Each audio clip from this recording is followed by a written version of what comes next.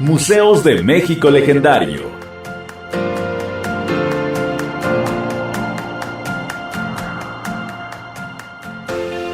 Una serie radiofónica en la que aprenderás el valor de vivir la experiencia de conocer los museos y la labor por resguardar parte del legado de la humanidad. Museos de México Legendario.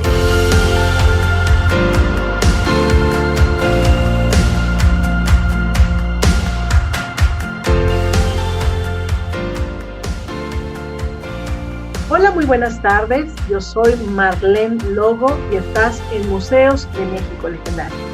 El día de hoy nos vamos a ir a Guadalajara, Jalisco, donde hay un museo que en lo particular me emociona porque justamente pues, nos dedicamos a la radio, pero conocer de sus orígenes y conocer también no tanto el contexto radiofónico, sino los aparatos en donde se escuchó por primera vez estos sonidos que se han quedado, y desde luego que este año pues estaremos celebrando por ahí de agosto los primeros 100 años de la radio en México. Para ello hemos invitado a la directora del museo, Araceli Santana. Gracias por estar aquí con nosotros. Hola, gracias por invitarnos, un placer estar aquí con ustedes. Pues me da mucho gusto tenerte aquí. ¿Qué es el Museo del Radio, Orígenes y Bulbos Muradi? Muradi, Museo del Radio, Orígenes y Bulbos, es una colección que está exhibida al público en donde nos enfocamos en dar a conocer la función, la belleza, cómo fue la historia, el proceso, la evolución de las piezas de radio desde sus orígenes, es más, desde antes de la electricidad, desde antes de que el radio fuera radio, y cómo fue evolucionando estética, funcional, histórica, todo lo que tiene que ver con él hasta 1960, que sería cuando los transistores sustituyeron a los bulbos, se termina la colección y se termina como el periodo histórico que nosotros abarcamos. Entonces, en este proceso, Muradi se dedica a difundir, a dar a conocer, a mostrar la belleza, a mostrar la historia del radio y de la radio en este proceso de orígenes que pues nos lleva a lo que actualmente es la radio que todos conocemos, pero al principio fue muy diferente. Entonces, en esa parte, en el principio es donde Muradi se centra y es lo que comunica y comparte con quien esté interesado de acercarse. Este museo es de reciente creación, pero ¿cuál es la historia del museo? Si es de reciente creación, ¿hace cuántos meses atrás se abrió? ¿Y de quién fue la idea de crear este museo? ¿Y a partir de qué contexto? El museo empezó en agosto, un año antes de que empezara la pandemia. Entonces tuvimos como 6 meses, tantito más, antes de que empezara el año pasado. Entonces fue el 19. En el 2019, en agosto del 2019, inicia el museo, pero inicia con respecto a abrir sus puertas al público. Pero para que esto pasara ya teníamos trabajando el proyecto un poquito más de un año, desde seleccionar las piezas, trabajar la museografía, qué información íbamos a presentar. Ahí fue justamente cuando nos dimos cuenta de que no podía solo hablarse de las piezas, separándolas del asunto de las transmisiones. ¿Qué se transmitía en esas piezas? También era súper importante para meter en contexto. Entonces, pues un año antes de la apertura empezó el proyecto, al nivel de que buscamos toda la información impresa que nos encontramos y nos dimos cuenta de que ni siquiera había publicaciones impresas sobre estéticamente los radios de bulbos. Entonces también fue cuando empezamos a trabajar en nuestra primera publicación. Y pues, ¿quiénes fueron? Los coleccionistas y yo, básicamente, ellos aportando conocimientos y piezas y yo pues moviéndolos así, ándale, va bien, hay que hacerlo. Y pues así se dio un año de trabajo y abrimos el museo. Y en menos del año la pandemia lo cerró. A mí me da curiosidad saber cómo es que está distribuido el museo y cómo es que de forma museográfica están acomodadas estas más de 600 piezas entre lo que son radiolas, fonógrafos, vitrolas, radioteléfonos, radios portátiles, etcétera. ¿Tú qué más nos puedes decir de lo que hay en este museo? La colección que pudimos reunir es bastante grande, está alrededor de las 11,000 piezas, pero por espacio en el museo, en esta primera etapa, solo se pudieron colocar 600. Entonces la idea era hacer una rotación temporal para que no todo el tiempo estuvieran las mismas piezas, que si iban hoy y querían ir al año que viene, pudieran ver una colección diferente, también relacionada con la radio. Solo pudimos hacer la primera etapa, pero la distribución de las salas, déjate la platico más o menos cómo era. A la entrada llegábamos a una sección de biografías donde podías escuchar audios con las historias de los personajes históricos que hicieron que la radio fuera posible, desde que fue una idea hasta que pudieron probar la teoría, hasta la primera transmisión, después el primer programa de radio, todos estos personajes. Estaba un hermoso cuarto oscuro con luces muy bonitas. De hecho, la idea del museo era que fuera muy atractivo para niños, porque nos dimos cuenta que para los niños no significaban nada estas piezas, que eran radios. Para empezar, el radio es algo ajeno a ellos. No les cuesta bastante escuchar una canción en el celular sin verla. Por ejemplo, mis hijas me decían, le ponías una canción y le decías, quiero ver la canción, y tú les explicas, es que no se ve, se escucha. Y ellas decían, no, es que sí se ve por esto de los videos musicales. Entonces, la pura canción, la pura música, el puro audiocuento, por ejemplo, les costaba muchísimo trabajo. O entender que no podías poner lo que tú quisieras y tenías que esperar a que se transmitiera algo que tú esperabas ver, a veces hasta una semana para ver la continuación, se les hacía muy complicado. Entonces, la idea del museo era hacerla muy atractivo para los niños. Entonces, desde esta primera sala, como el juego de luces, para escuchar esas historias, era como muy interesante. La siguiente sala era los orígenes, todo lo que no llevaba electricidad. Lo que llevaba manivela, cuerda, los fonógrafos, las vitrolas de piso, todo, desde los portátiles más chiquititos del mundo hasta vitrolas para juguete de niños y aparatos de piso, todo estaba en esas salas. Entonces, esa era como la siguiente sala. También ahí, en esta sección, tenemos una partecita donde en los juguetes hablamos de la primera muñeca que hacía sonidos, que reproducía grabaciones. Las muñecas Edison, que eran pesadas, grandes y pues hablaban, cantaban, decían cosas un poco tenebrosas. Toda esa parte estaba en la sección de cuerdas o de orígenes. Después teníamos unas como rarezas regadas entre sala y sala, por ejemplo, esos radioteléfonos que si los acomodabas en una función eran radios y si les cambiabas la función eran teléfonos. Entonces no podías escuchar el radio mientras hablabas por teléfono porque era una función o la otra. Pero pues ahí estaban también. Después teníamos nuestra línea del tiempo, que era con colores fosforescentes en la oscuridad. Estaba súper linda. Y la sección infantil, donde podías jugar y tenías pues cosas que mueves, picas, das vueltas, salen información, abres puertitas, esas cosas, viendo partes del radio, carteles antiguos, cosas de esas. Y ahí teníamos un radio antiguo que estaba acondicionado para que pudieras encender, apagar, subir y bajar el volumen, que estaba conectado a una cabina del radio ahí mismo en el museo. Entonces, cuando llegaban familias, podías ir y hablar en la cabina del radio y se escuchaba en esa sala infantil. Y pues los demás lo escuchaban como escuchar cualquier otra transmisión. De hecho, teníamos talleres y en las visitas escolares, pues se organizaban en equipos, hacían su programa de radio, al final hacíamos premiaciones y los demás estaban en la sala infantil escuchando esas transmisiones que hacían en cabina. Después teníamos una pequeña sección de discos y de bulbos, explicando qué eran cada uno y un poquito de su evolución. Y entrábamos ahora sí a los radios. Los primeros estaban exhibidos que eran Capilla y Thomson, explicábamos las diferencias, pasábamos a los radios de madera. De hecho, al ir viendo los modelos de radios, se va notando como la evolución del radio. Después pasábamos a los radios portátiles, la sección de radios de guerra. Teníamos una sección muy linda que fue la de la transmisión de la Guerra de los Mundos, con un alien, con efectos de sonido y luces. Y teníamos al mismo tiempo una proyección con la traducción de lo que se estaba escuchando en el audio, que era como la transmisión original de Orson Welles, pero pues dura 1 hora, entonces nadie la escuchaba completa, pasaban un ratito, la escuchaban un pedacito, más bien jugaban con el alien y las luces y lo hacían hacer los sonidos de la película donde sale Tom Cruise y ya pasaban, era como una parte divertida. Y después teníamos los radios de piso, los radios de baquelita y así hasta terminar. Ese era más o menos el recorrido, que era visual, y auditivamente estaba el recorrido por lo que se escuchaba en cada época, en cada sala. Por ejemplo, música de los discos que se grabaron en el principio, cuando empezaron los discos. Eso estaba en la sala de orígenes.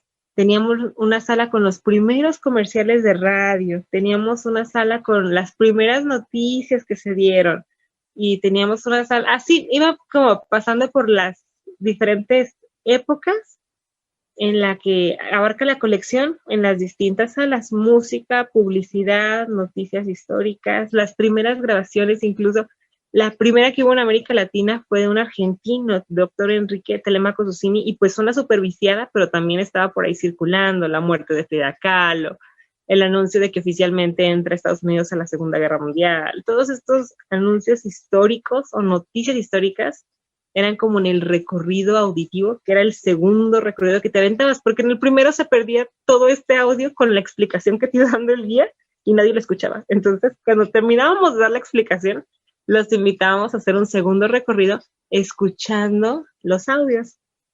Y pues sí, teníamos personas que se pasaban hasta 3 horas, duraron en nuestro recorrido escuchando audios y viendo las piezas. Era muy bonita, en realidad. Hablaste de que hay un equipo de trasfondo que estaba atrás de ti, que tú fuiste como la fundadora, la de la idea de decir, pues aquí hay muchos radios hablando de los aparatos, y en tu inquietud de decir, bueno, es que eso está muy bonito, esto debería de verse, eso debería de exhibirse, y está un hombre que es Ernesto Méndez Guerrero. ¿Él quién es? Él es el dueño del museo, es el coleccionista raíz de este proyecto. Me parece que la radio está hecha de historias, ¿no? Tú nos comentabas que también ustedes, pues en esta modificación que nos lleva a la pandemia, bueno, pues ustedes allá en Guadalajara, Jalisco, también tienen su propio programa de radio en donde hablan de la historia de la radio. O sea, ya como no se podían ver los aparatos como tal, ustedes entran a la historia de la radio.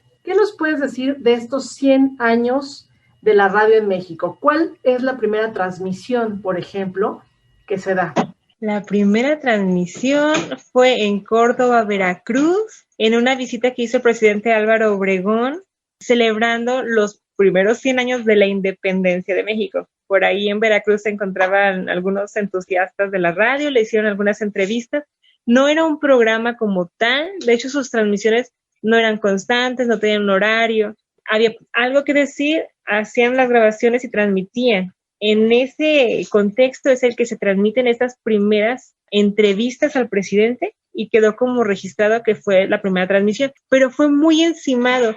A los mesecitos empezaron a surgir también semillitas de transmisiones en México, en el DF y en Monterrey, pero en Monterrey ya fue mucho más estable, fue constante, y de hecho se llama Constantino de Tábara, el tipo que fundó como el primer programa de radio. De hecho, a él es el que catalogan como el padre de la radio mexicana, porque fue el primero en ser constante, en ser estable. De hecho, pues empezó en 1921 y duró muchos años. Él sí, incluso después vendieron su estación y siguió funcionando. No sé si todavía esté o hace poquito que dejó de funcionar, pero fue constante y estable desde el principio hasta hace poco. Eso fue como el contexto del principio de la radio en México. Y a mí me interesa, me da como curiosidad, tú hablas de que hay dentro de ese recorrido sonoro que hay dentro del Museo del Radio, Orígenes y Bulbos, que hay también los primeros comerciales, pero más allá de los primeros comerciales también hay noticias históricas, ¿no? Por ejemplo, los fallecimientos de Frida Kahlo y León Trotsky, o el discurso de la expropiación petrolera en voz de Lázaro Cárdenas. Esos audios, ¿cómo los adquieren ustedes? ¿Qué programas? No sé, que nos puedas hablar de estos contenidos. Pues ha sido esculcarle a todos lados. Muchos de los audios los conseguimos de la Fonoteca Nacional, otros como música, entonces buscar los discos, los pones a tocar, los grabas. Algunas de las grabaciones las sacamos de los propios discos que tenemos en exhibición en el museo. Algunos otros sí los tenemos que conseguir, por ejemplo, de la Fonoteca Nacional. Vamos a ir a un corte y ya volvemos con más del Museo del Radio, Orígenes y Bulbos.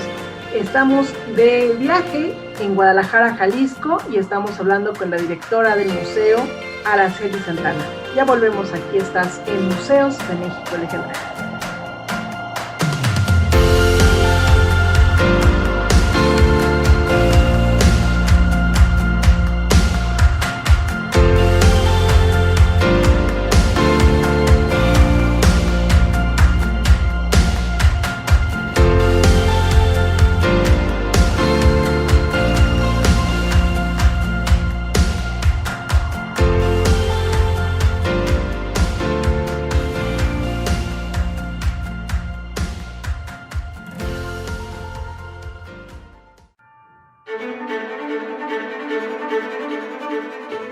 Conoce la alegoría mexicana que se esconde en los proyectos culturales y artísticos de nuestro país.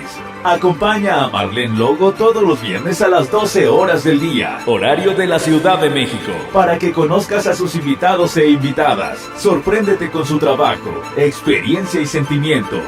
Escucha Alegoría Mexicana. México Legendario, la puerta a la cultura.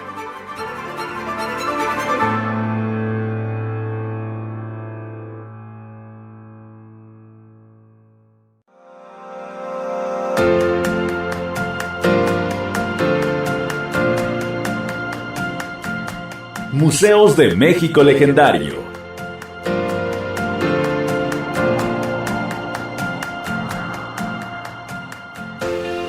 Una serie radiofónica en la que aprenderás el valor de vivir la experiencia de conocer los museos y la labor por resguardar parte del legado de la humanidad. Museos de México Legendario.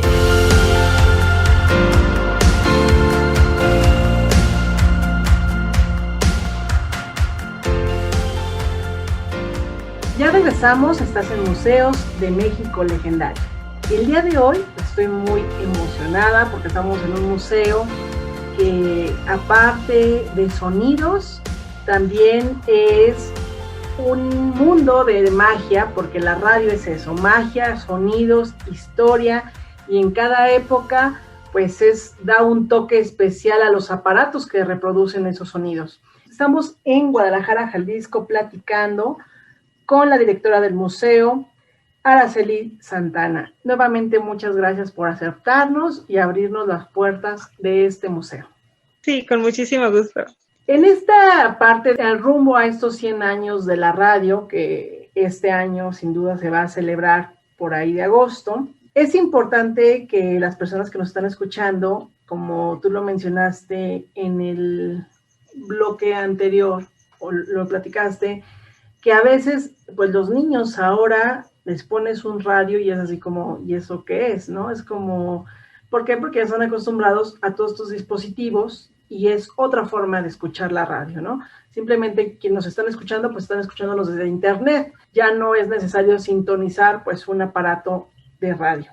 Aquí en esas curiosidades, ¿qué aparatos hay en el museo que creas que al público le podría llamar la atención porque son a lo mejor aparatos extraños o que quizá jamás nos hubiéramos ocurrido pensar que existe ese tipo de aparatos que emiten sonidos e historias? Ahorita me estaba acordando de las primeras visitas que tuvimos con niños.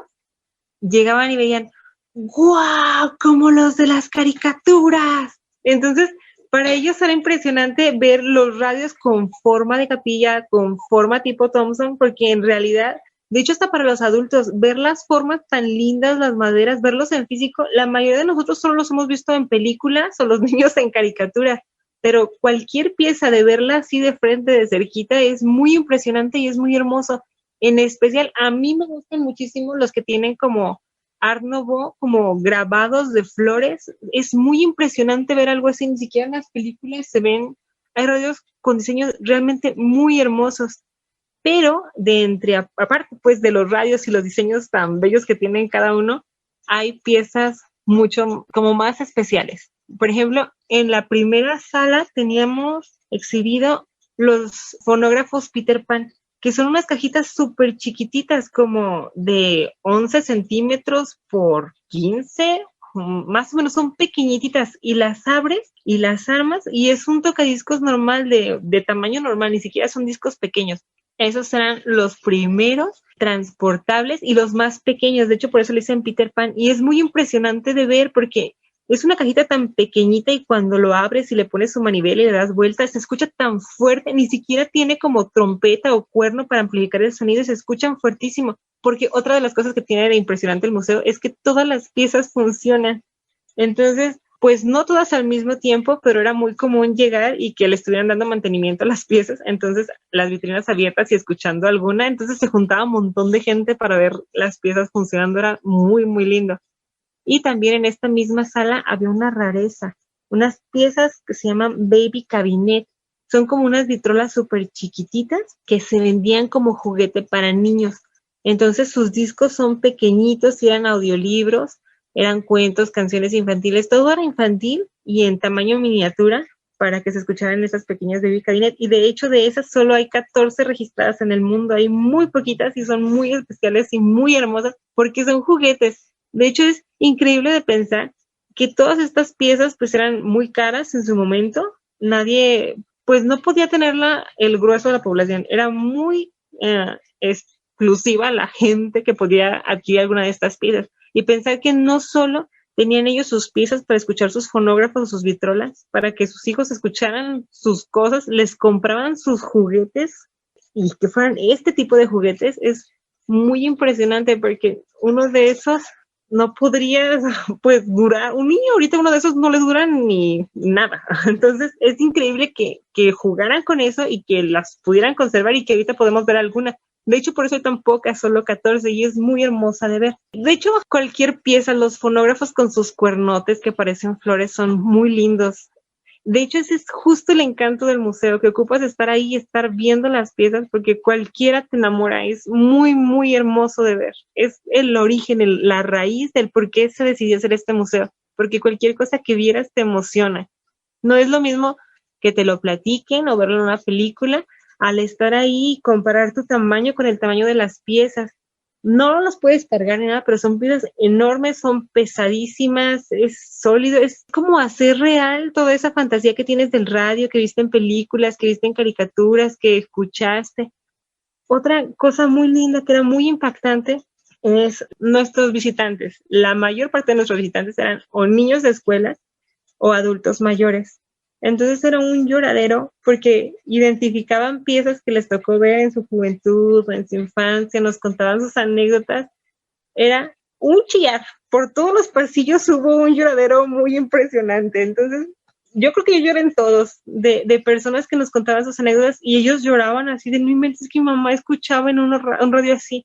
Una señora nos contó, o le contó a sus hijos y yo escuché, es que tu papá me regaló este radio cuando nos casamos, y la señora lloraba y yo lloraba de oírla, y no inventes, historias tan bonitas de las personas y sus relaciones con las piezas, que no eran estas piezas en particular, pero les recordaban alguna que ellos tuvieran y que fue parte de su vida, y es cuando te das cuenta de que no son muebles, que no son pues como antigüedades X para coleccionar, son piezas que de verdad tocaron la vida de las personas. La radio era parte de la vida de los mexicanos y de todo el mundo, pero ahorita estamos platicando de México. Y las personas que las tuvieran, no fue como cualquier cosa, a lo mejor ahorita lo pueden platicar y no pasa nada, pero cuando las tienen enfrente, en verdad surgen muchísimos recuerdos, muchísimas emociones. Es una experiencia de vida, los recuerdos, el escuchar las piezas, el tenerlas enfrente, es muy bonito. De hecho, el recorrido en sí, hasta las piezas más sencillas, hacen que sea muy especial el tenerlas enfrente.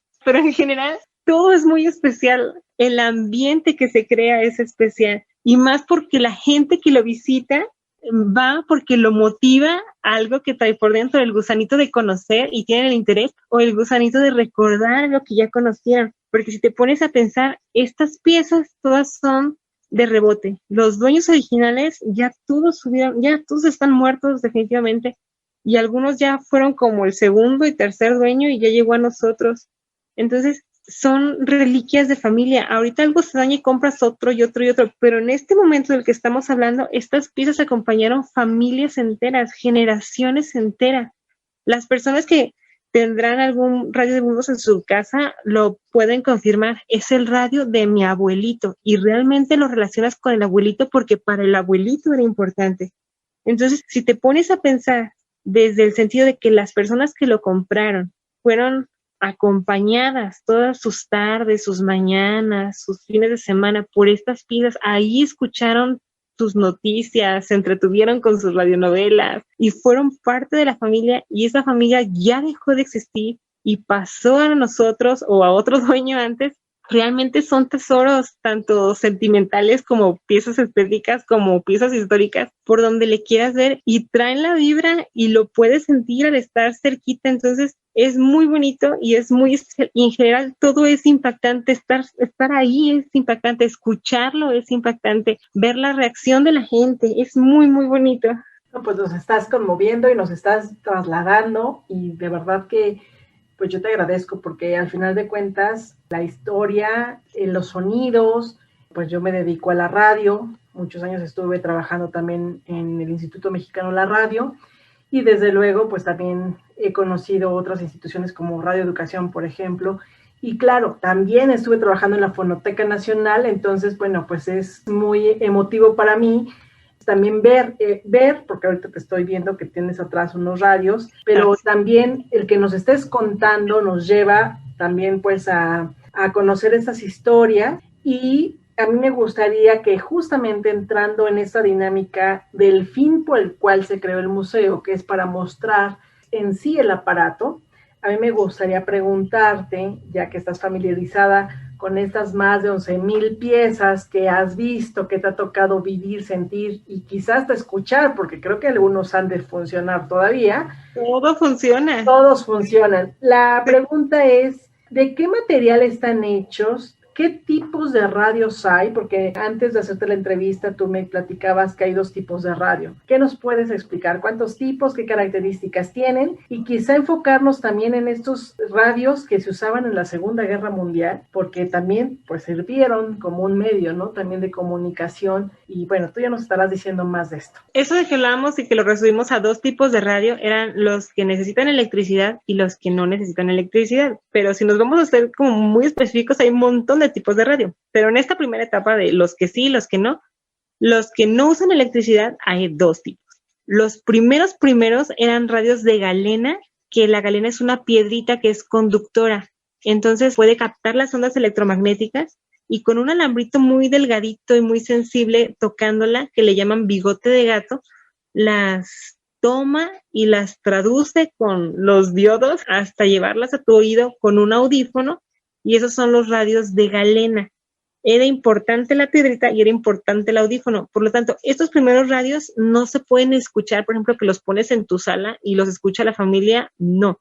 Eran en tu oído y con la piedrita. Lo mismo el otro tipo que no ocupa electricidad, que son los radios de cristal. No ocupan la piedrita galena, no ocupan electricidad, pero necesitan un metal oxidado. Y hay variedad de modelos, formas y todo con objetos caseros que se puede hacer en este tipo de radios. Justamente es lo que te platicaba, que en la Segunda Guerra Mundial los chicos del ejército italiano eran los radios que utilizaban para comunicarse entre ellos, para poder recibir las señales, porque si hubieran usado uno de baterías o con electricidad, iban a emitir ondas que los alemanes hubieran podido escuchar. Y si los escuchaban, pues sabían dónde estaban y les daban cuello. Entonces, estaban prohibidos en el ejército italiano los radios que utilizaban electricidad. Así que ellos se hacían sus propios radios de cristal para poder recibir las órdenes y no emitir señales que los alemanes captaran. Entonces, pues al final ganaron. Fue como un recurso. Esto de que el radio ha sido pues medio de comunicación, ha sido fuente de entretenimiento. En esta etapa bélica se volvió un arma. El radio fue un arma, un recurso súper importante. El radio ha sido de todo a lo largo de la historia. Entonces, pasando lo de tu pregunta, que ¿qué tipos de radio hay? Pues están estos de con electricidad y sin electricidad, y con electricidad son los que ya conoceríamos. Y hay un montón de modelos. Los grandotes que van en el piso les llaman de pedestal o de piso. Los pequeñitos que van en mesa, los primeros serían los cuadrados, son tipo tombstone, es como tumba de piedra. Los redondeaditos son los de capilla. Tenemos otra etapa ya más cerca de los 40 donde ya ha empezado un montón de modelos diferentes, entonces ya eran los radios de madera. Como por esta etapa de los 40, cuando las guerras estaban de moda, empezó una estética diferente, porque hasta ahorita todos eran de madera, pero ya en ese momento empezaron metales y como cobertura tipo piel o imitación piel, y ya se veían muy distintos. Sí los relacionas con una guerra, así tal cual cambió la estética de los radios.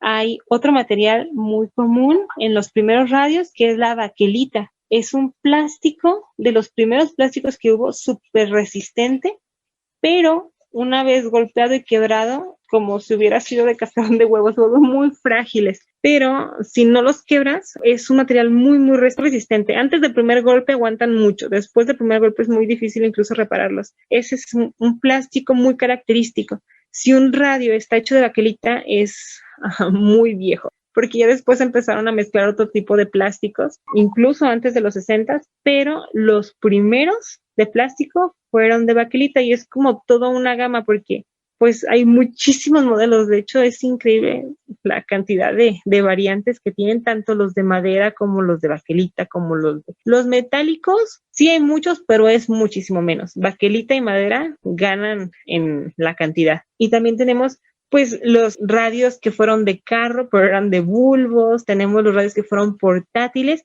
que la característica de esos es que llevaban una batería adicional para poderse escuchar en exteriores. Algunos se podían conectar a la luz, algunos solamente podías escucharlos con esa batería. Y pues rarezas como los radioteléfonos que te comentaba. Si los ponías en función A, digamos, podías hablar por teléfono, pero si quieres escuchar el radio, tenías que quitar la función de teléfono y solo podías escuchar el radio. Entonces, pues me hace muy chistoso, porque ahorita puedes estar escuchando el radio y hablando por teléfono en tu celular y al mismo tiempo viéndolo, pero en ese momento era pues una cosa o la otra. Es que sacaron muchas rarezas. Había unos que eran radios como cantinita y tiene sus propios vasitos y como pues todo lo relacionado como para tomar. Hay otros que son radios de cocina y son especieros, entonces tienen sus cajoncitos para que metas tus especies con puertitas y como dónde poner tu libretita para que anotes todo lo que te falta. Hay unos radios que parecen lámparas. Hay mucha creatividad, hasta eso que es muy variado el diseño de los radios.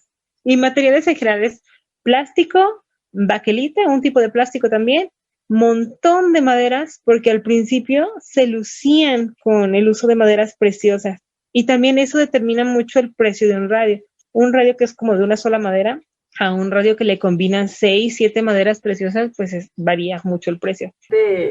Nos compartes tu emoción. Yo creo que las personas que están escuchándonos, yo creo que me decían, ¿dónde está el museo? Bueno, pues el museo está en Guadalajara, Jalisco. Es un museo, sí, privado, pero es la unión de muchos coleccionistas, principalmente de Ernesto Méndez, quien, bueno, pues ha colaborado, y qué padre que siendo coleccionista, pues nos también sea un aporte el que preste y que nos permita verlo y sentir pues esto de este museo.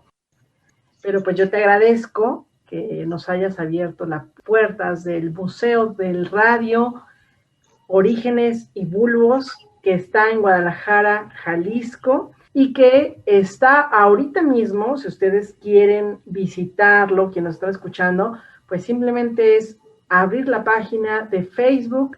¿Cuál es la página de Facebook? Es Mural y Museo del Radio, Orígenes y Bulbos, lo mismo en YouTube. Perfecto, pues entonces ahí está, para quienes quieran entrar, busquen el Museo del Radio, Orígenes y Bulbos, y entren a Facebook, a las páginas, sigan esta página, porque hay muchas historias, como nos cuenta su directora, Araceli Santana.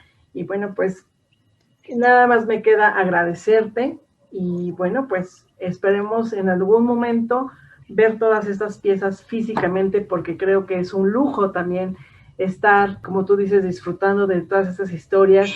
Bueno, pues yo me despido. Te agradezco mucho, Araceli Santana, por estar aquí acompañándonos en este programa de Museos de México Legendario. Y bueno, pues estaremos uniéndonos también a la celebración de allá del 27 de agosto de este año, que se celebran los 100 años de la radio.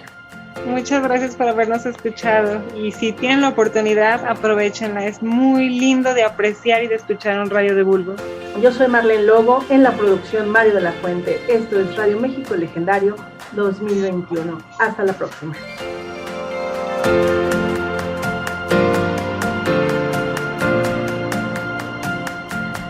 Museos de México Legendario.